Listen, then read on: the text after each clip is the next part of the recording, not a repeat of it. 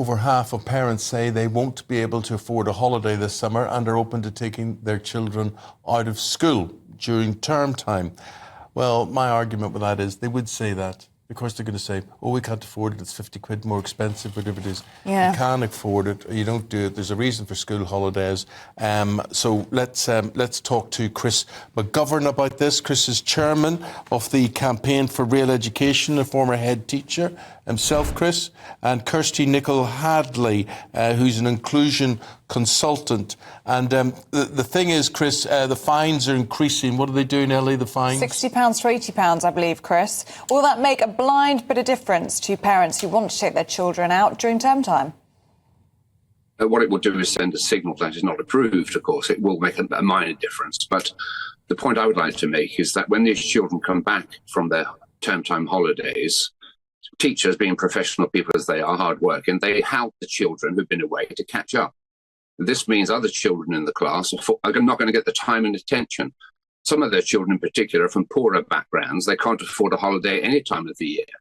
So we have a situation where by taking your child away in term time, you're damaging other children. When you damage other children, a fine is appropriate. But personally, I'd only fine once. Then I'd ask the parents to find another school where they can take term time holidays. So perhaps we should be clearer. Let head teachers decide. This is a school where you have to turn up, or one where you can come and go as you like. So damage is caused. Kirsty, what Chris is saying basically is that rules have got to be conformed to.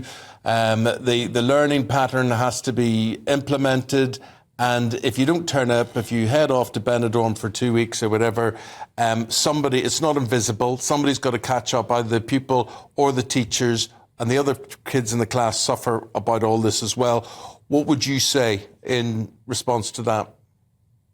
Well, I think, good morning, everybody, for a start. I think that it's interesting that Chris says if families don't wish to pay for the fines that are being issued, they should find another school. Well, private schools don't issue the fines. These fines are only built for state schools, right? So, and Chris will remember this, that head teachers in state schools in England did used to have the authority to grant up to 2 weeks term time during, 2 weeks holiday time during term time up until 2013.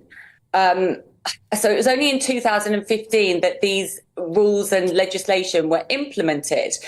And I think that we're living in a very different world now. You know, it's a cost of living. A world that the parents make the rules, not the schools.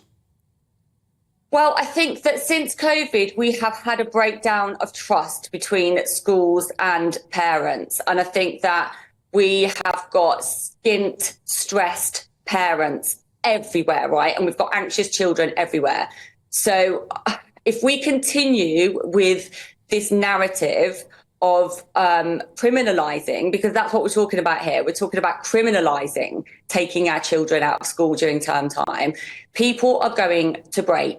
And we knew this was going to happen. I'm smiling that you're laughing, that you think that's a horrible thing, being criminalised for not sending your kids to school. I would think it's quite natural to be criminalised. Both of your parents were teachers. Yeah, I'm the daughter of teachers, yeah. So obviously I would say it's best to be in school. You should be in school every day. That's what school holidays are for. But do you think, Chris, that's an interesting point made just there, that there had been a breakdown in trust between families and schools during COVID? Do you think lockdown had something to do with this, where parents were seeing children have many, many days, potentially even weeks off school, and they now feel like they can take their children out of school any time? Well, look, first of all, let me say that I think when schools are like families, they have to hang together and need to support each other. Of course they do. Some parents want to take their children out of school. I don't agree with that. I was a former head teacher, and I would say, look, let's make it clear that parents can choose a school perhaps where this is allowed. We need to have schools where you can come and go as you like. I don't think many parents would choose them, or ones where you have to turn up. I think when parents join up with the school, they need to sign a contract to say they will abide by the rules. This is a taxpayer-funded set up, after all. We're paying for this education. Around the world, they think we're going crazy. In Afghanistan, girls can't even go to school. They have a permanent holiday. We need to appreciate education more. Look, a passport to the future is a lot more important than a passport to Mallorca, even though it might be tough in the short term. Yeah. Well, Kirsty, do you think the future is going to look different, that things are going to change and there's going to be more understanding of parents doing what they want when they want? It depends whether the government's got any backbone. I don't think this isn't about parents and families doing what they want when they want, right? In September 2023, the Education Select Committee, whose job it is to scrutinise the work of the Department for Education, published its own report into persistent absences. And their findings, the government's own findings, were that families are struggling with high school costs and in some cases, finding is not appropriate, compassionate or helpful, okay? And now, they also found that due to local authority discretion, fines/prosecution were used inconsistently as a first resort and requests for enforcement were being submitted without clear evidence. And the Education Select Committee recommended that legal intervention would be used as a last resort only. Right, that's the government's own recommendation. And that is now not what's happening. In fact, we're seeing the exact opposite.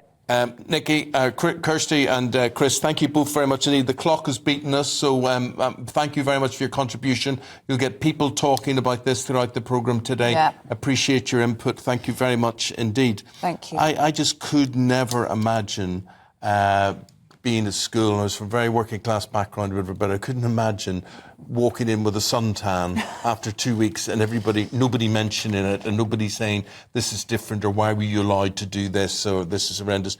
It just didn't happen in my day. It just didn't happen. People didn't go to their caravan and, disappear for a week or 2 weeks or whatever. No. And the school was the boss. End of story. Yeah, same for me. No one was ever taking a holiday during term time, but a lot has changed in the last few years. Yeah, loads of you I can see already are emailing in about this. We'll share that at the top of the hour. Do they go to school in their pyjamas? Well, I hope not. Yes, that would be very bad, wouldn't it? Yes, well, that's the other trend we've set today with people who go shopping in their pyjamas.